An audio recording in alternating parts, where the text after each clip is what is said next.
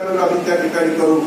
तुम्ही सगळ्यांनी त्याच्या बाबतीमध्ये साथ द्या, पण या बाबी थांबल्या पाहिजे. मी थोडासा उल्लेख करण्याचं कारण डॉक्टर विनायक काळे माझ्या कानावर आलं की 31 डिसेंबर 2023 रात्री जरा टाकून काहीतरी गोंधळ झालाय का, त्याच्या संदर्भामध्ये मला तक्रार आली की काही आपल्याच लोकांनी मला फोटो पण आले तेव्हा काही कशा दारूच्या बाटल्या पडल्या, हे कसं चाललं, तक्रारी आल्यात म्हणजे कुणी बघायचं मी ते काय चाललंय काय, हे बरोबर नाही ना. एक तर यावेळेस आम्ही काही काही ठिकाणी उपक्रम राबवला की 31 डिसेंबरला रात्री दारूची पार्टी करायच्या ऐवजी चांगल्या दुधाची पार्टी, कोजागिरीला कसं दूध आपण पितो कसली दुधाची पार्टी करायची. हेच आपल्या आरोग्याला आता दूध चांगलं असलं पाहिजे. गाईच्या सडातलं आणि म्हशीच्या सडातलं निघालेलं ते मिक्स झालेलं नाही, भेसळ झालेलं नाही. या पद्धतीनं आपण केलं पाहिजे. आज तुमचं काम आहे. पाठीमागच्या काळामध्ये एका व्यक्तीमुळं काय आपल्या ससूनचा नावलौकिक वाढला माहिती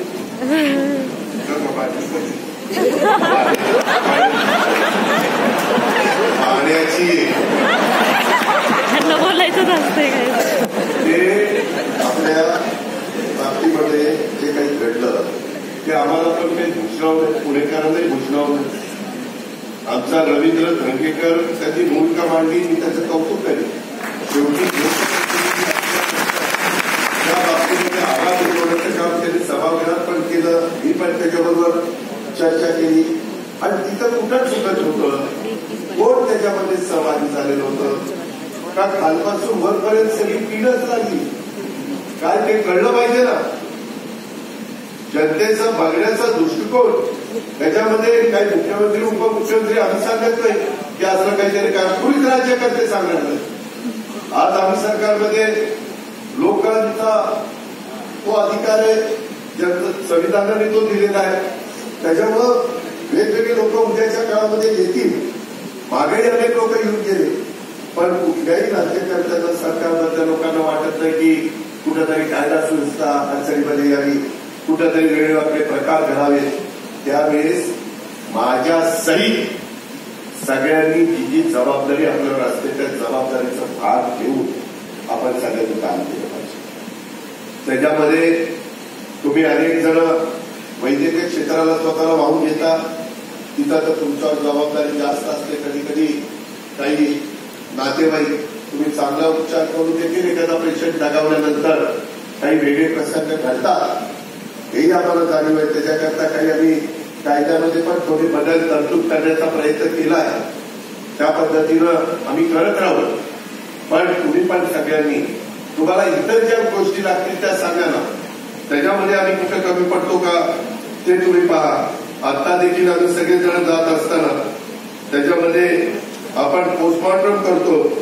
मित्रांनो, तुम्हाला आश्चर्य वाटेल, त्याच्यात एवढ्या चांगल्या प्रकारच्या सुविधा तिथं दिल्या गेलेल्या आहेत.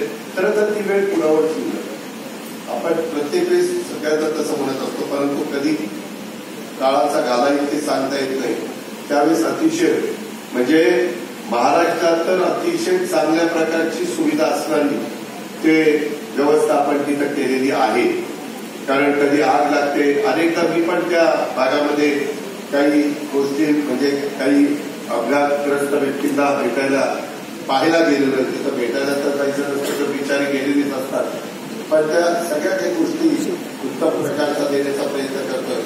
माझी अतुल चव्हाण तुम्हाला सूचना आहे, तुम्ही चीफ इंजिनियर आहेत 5 जिल्ह्यांचे. काही वैद्यकीय क्षेत्रातले पण चांगले चांगले हॉस्पिटल आज महाराष्ट्रामध्ये उभे राहत आहेत, पुण्यात आणि इकडं माझ्या अनेक शहरात उभे राहत आहेत. तिथं गेल्यानंतर जशा प्रकारच्या सगळ्या गोष्टी अप टू डेट असतात, तसं हे आपल्या सर्वसामान्य जनता जनार्दनांचं ससून हॉस्पिटल आहे.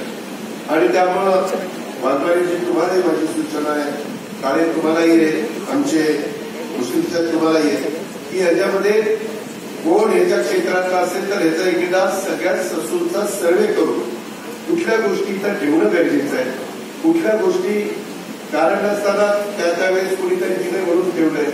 असं जे काही झालंय त्याला कुठंतरी एक शिस्त आणा, कुठंतरी एक नीटपणे नियोजन करा आणि ते नियोजन करण्याच्या करता त्याच्यात काय कमी केलं पाहिजे, काय वाढवलं पाहिजे, काय दुरुस्त केलं पाहिजे.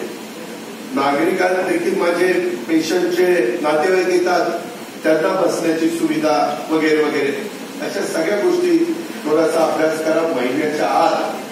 कारण पुढं वोटर अकाउंट आम्हाला करायचंय त्यावेळेस बोरोडी मागणी शेवटची असेल तिथं तरी मी मदत करीन, किंवा पुढचं जे काही वोटर अकाउंटच्या निमित्तानं जून पर्यंतचं बजेट मी सादर करेन तेव्हा तरी मी मदत त्या ठिकाणी करेन.